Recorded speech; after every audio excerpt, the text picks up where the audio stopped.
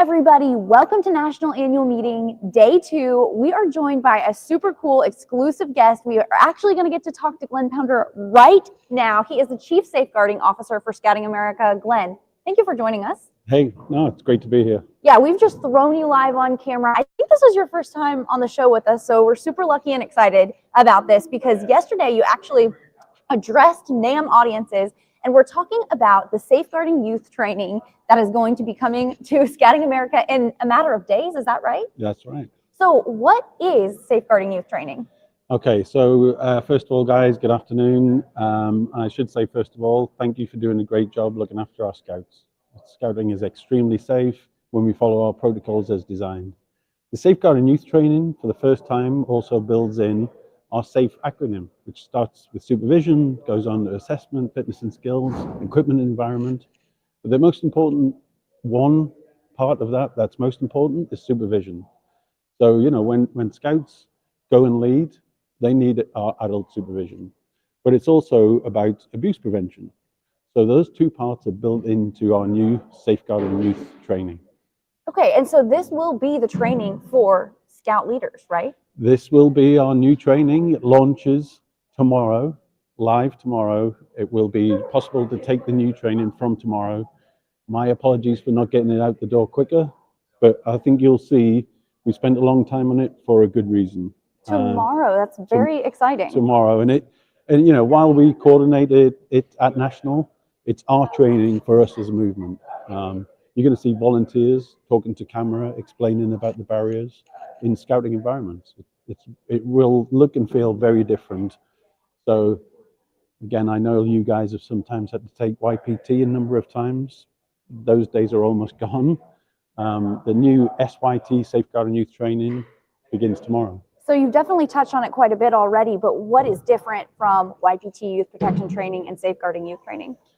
So I think the biggest difference is that we build in SAFE as part of it, because of course we want to prevent serious harm and an injury to our scouts, as well as preventing abuse.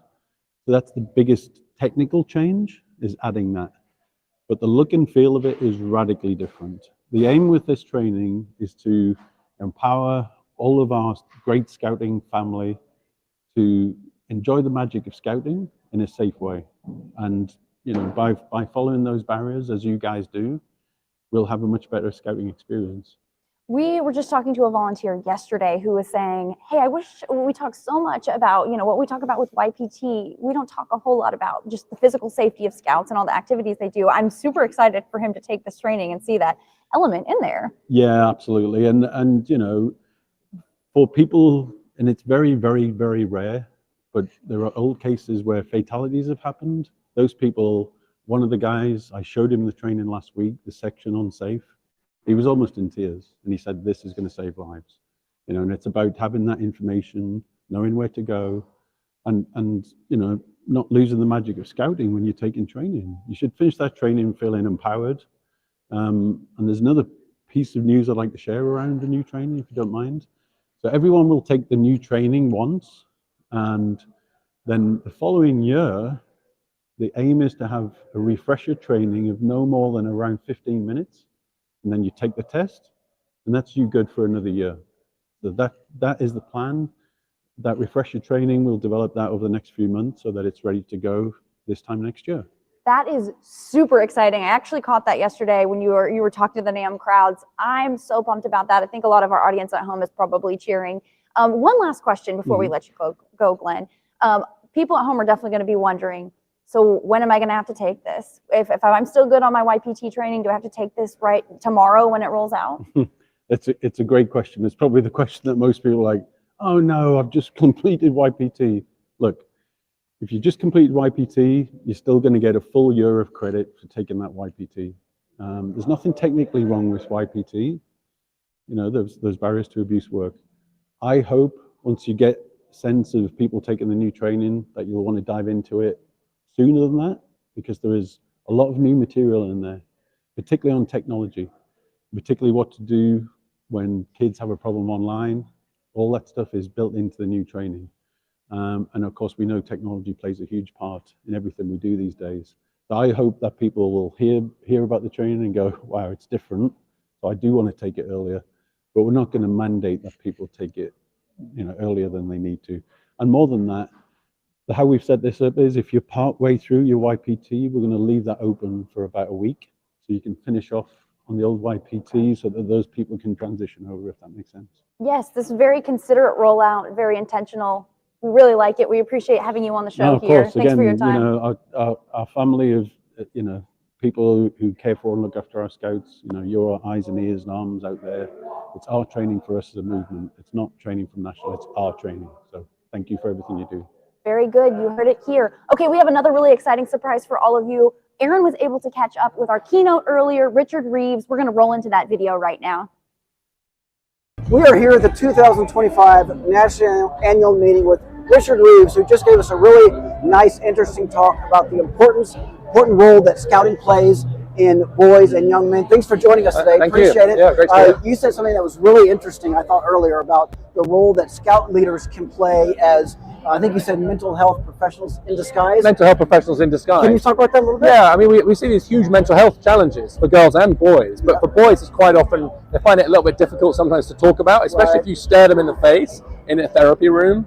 It turns out they're more comfortable talking shoulder to shoulder on a hike, while engaged in an activity with whichever kind of men are around. So I think that's coaches, scout leaders, teachers, in this active way. And so I think that scouting creates a space where issues that we don't even have to label as mental health issues. We didn't always.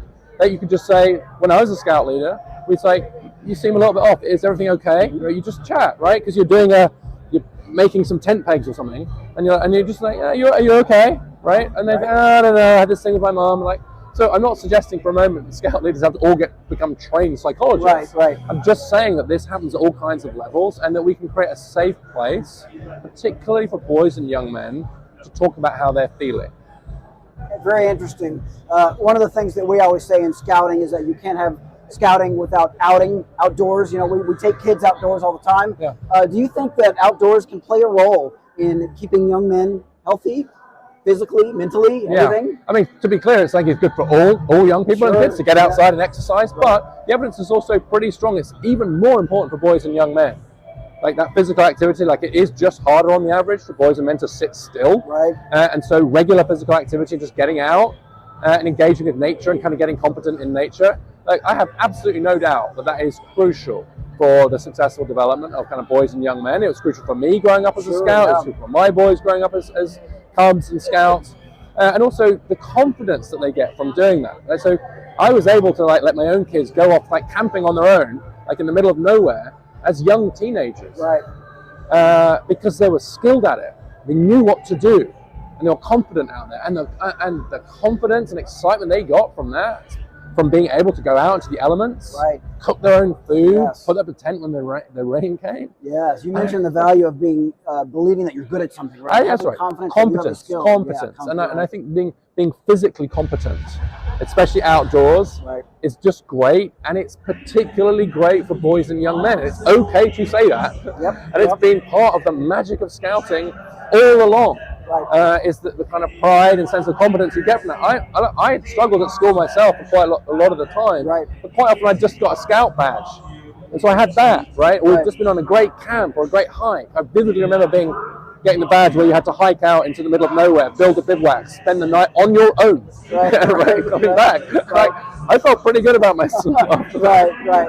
Well, really enjoyed your talk today. Thanks for being here. As I have a daughter and a son. Spot on the talk that you gave. I mean, I think all of us. And you care equally about them both, right? Of course. If I came along and said we're only allowed to care about one, you would probably punch me in the face. Get out of here! You would say something like, "You would no violence." Exactly.